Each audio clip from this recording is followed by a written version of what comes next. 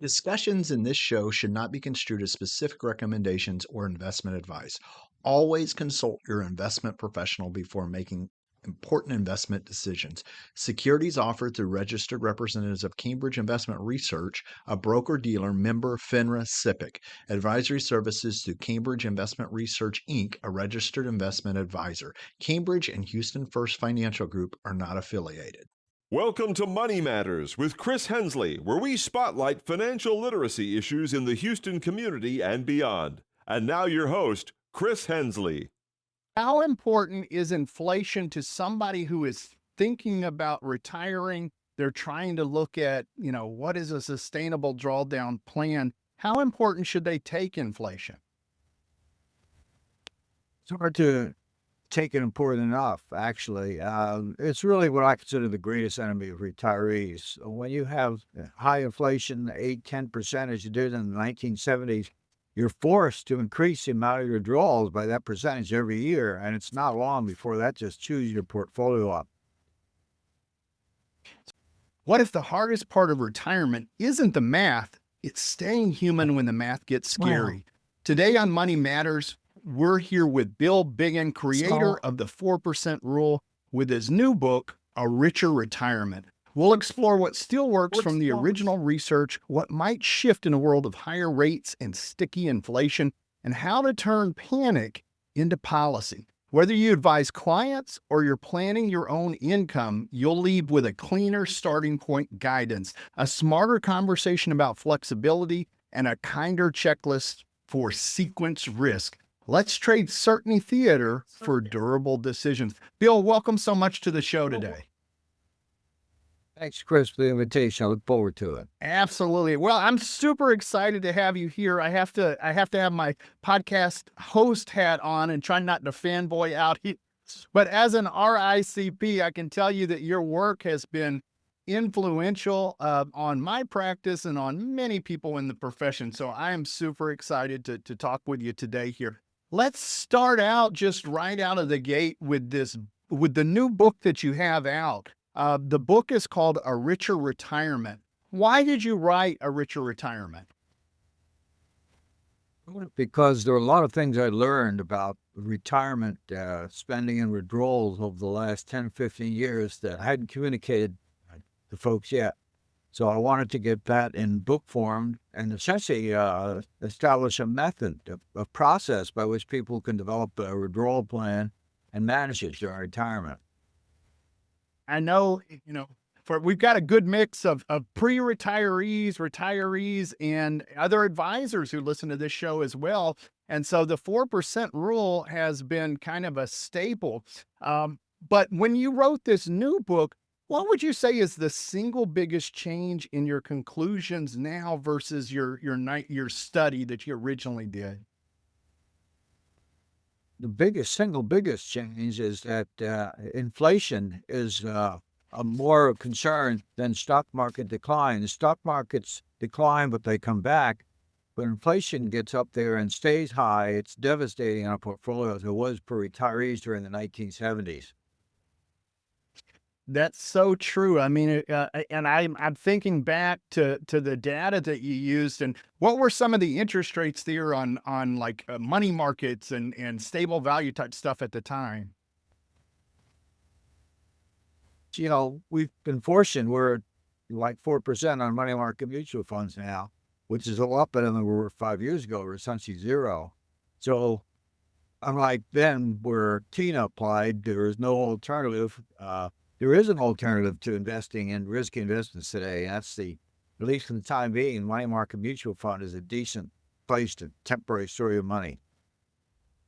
Now, one of the things that you just mentioned right away was inflation. How important is inflation to somebody who is thinking about retiring? They're trying to look at, what is a sustainable drawdown plan? How important should they take inflation?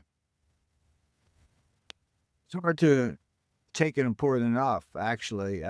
It's really what I consider the greatest enemy of retirees. When you have high inflation, 8-10%, as you did in the 1970s, you're forced to increase the amount of your withdrawals by that percentage every year, and it's not long before that just chews your portfolio up. So I love the idea of that it's not just a number that gets there and is static forever, that you're kind of changing it as it goes along the way. Talk to me a little bit about flexibility versus rigidity when you're looking at drawing down for retirement.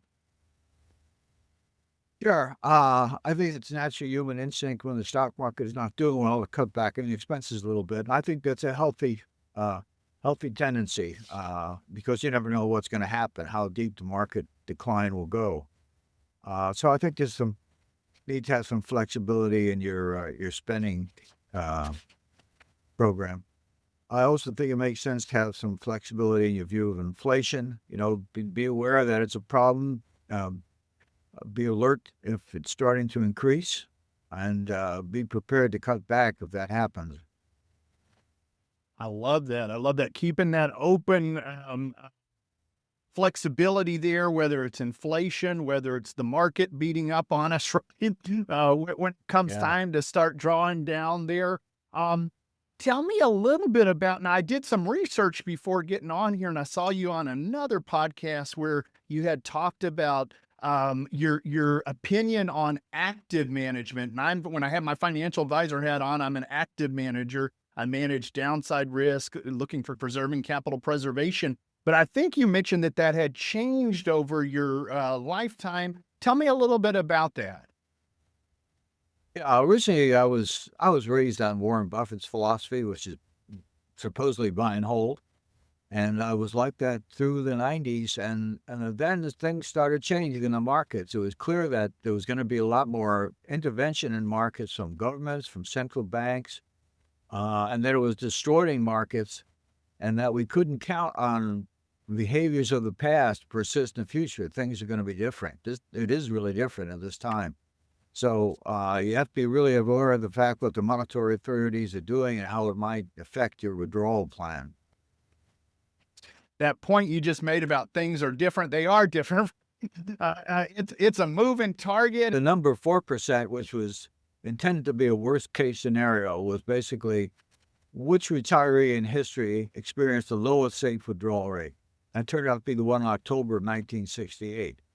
And when I did my research back in 1994, 93, I only used 2 asset classes. Over the last 20-some years, I've increased that to 7.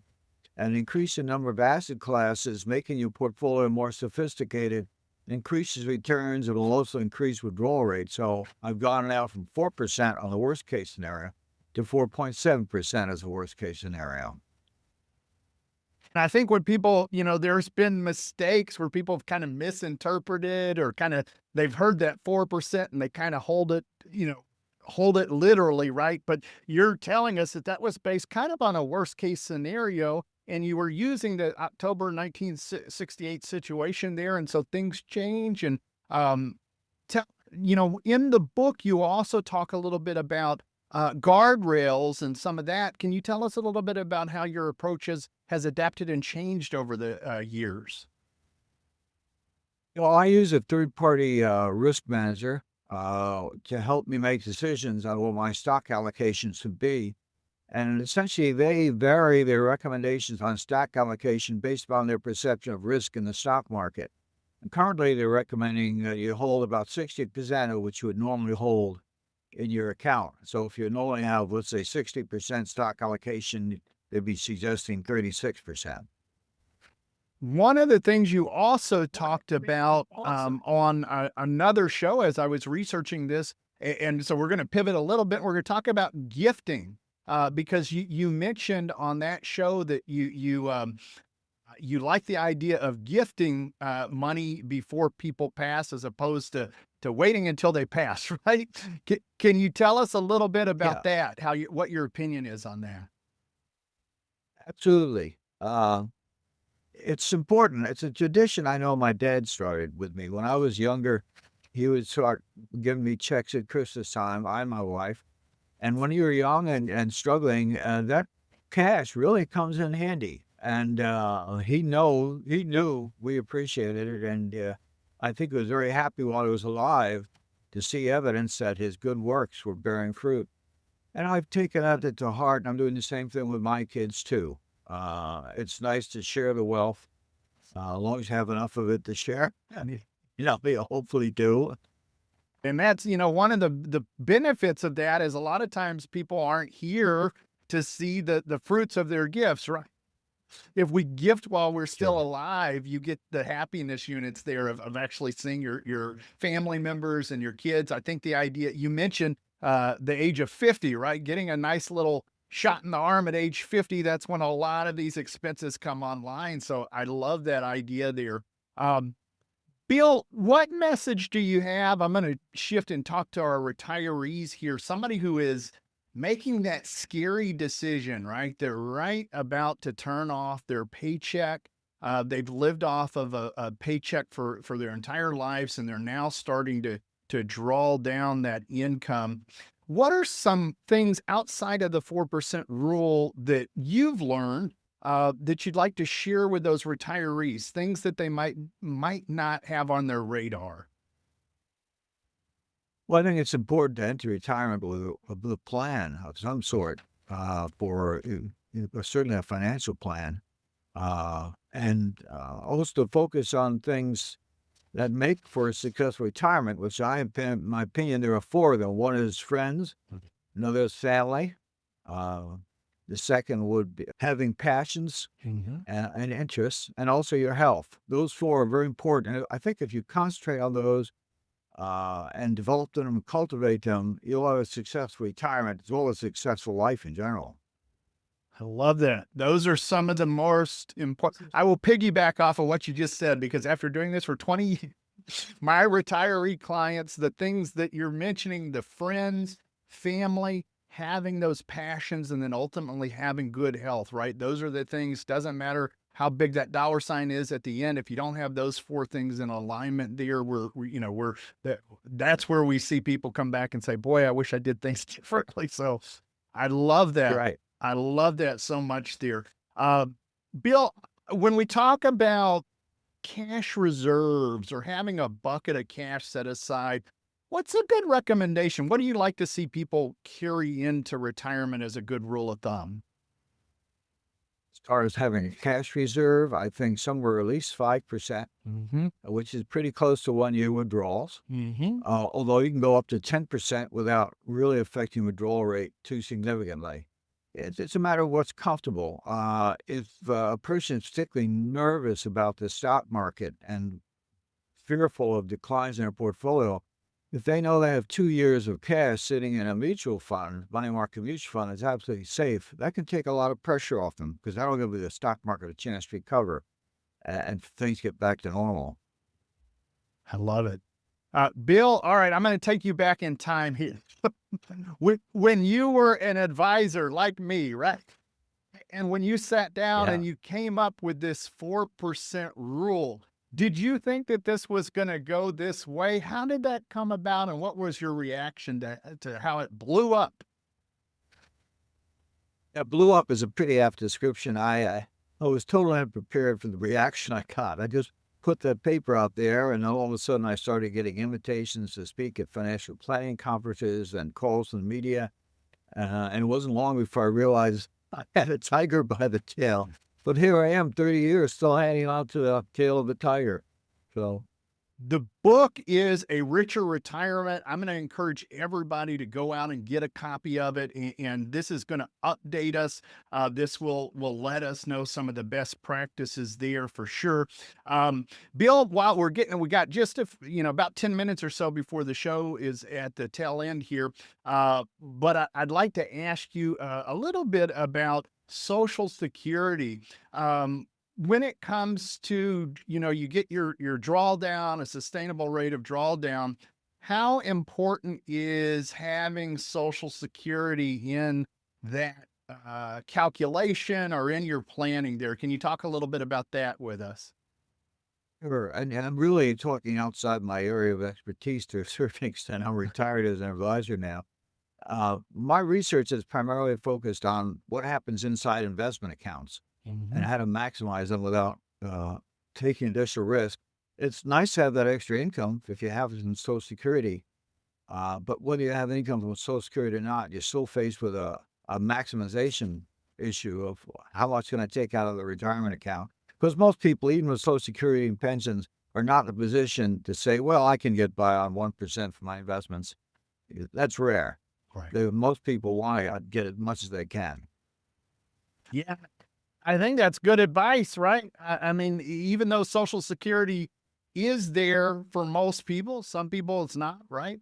Having a plan Yeah. that isn't completely reliant on Social Security and how volatile that's changed. We thought that was something that was never going to change, and we've had so many changes recently on it. So I love that, and the idea of being able to peel income off and getting a really good idea of what's a sustainable rate there.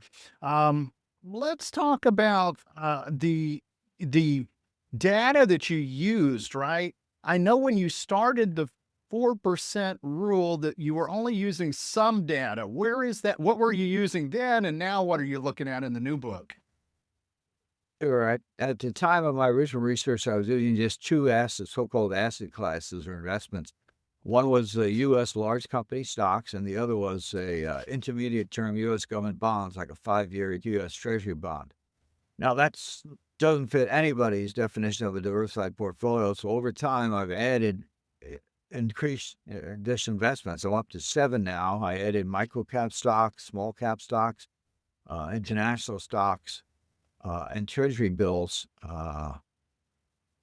among other things, to my mix. And I just want to say that even though I've increased my number of assets to 7, it's still short of probably what most advisors would put in their client's portfolio. And I'm a fan of diversifying to a substantial number of high quality assets to get the best results. If you invest properly, the returns will take care of themselves.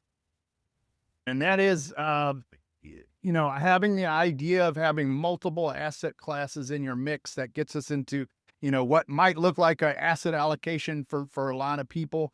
The idea that it is a moving target, and even bringing international in there when international hasn't done fantastic for a while. And then now we're seeing some reversal. Always a moving target. Yeah. Maybe even seeing some reversal in the small cap sphere too, so it just shows you never know where your returns are going to come from.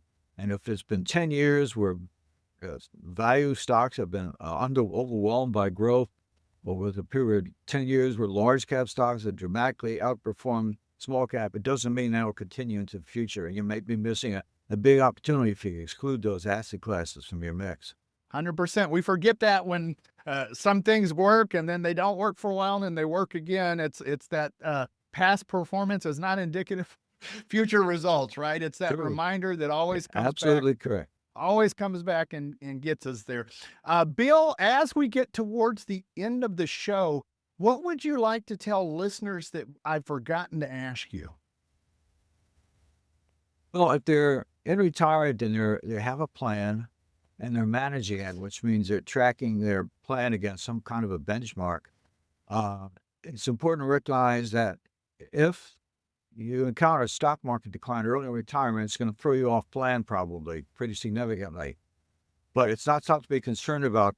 But generally, the best tactic in a stock market decline is to do nothing and wait for stocks to come back, which they normally do. And my evidence is that, except in the deepest of stock market declines like 1929 or 2008, you'll be just fine by letting things play out. In contrast, if you encounter a period where inflation looks like it can be a real problem, you want to react immediately and start cutting expenses, at least temporarily, to prepare yourself for the worst. So not just set it and forget it, paying attention to what's going on there and reacting. And Bill, for listeners who are listening to this now who would like to get a copy of the book, A Richer Retirement, where's the best place for them to get a copy of the book? Any online bookseller has it available on Amazon, Books A Million, Barnes & Noble, Powell. It's all available through those outlets. Perfect. And as we wrap up here, I'm going to take my podcaster hat off, Bill, and I just want to take a moment to personally thank you for your contribution to this profession.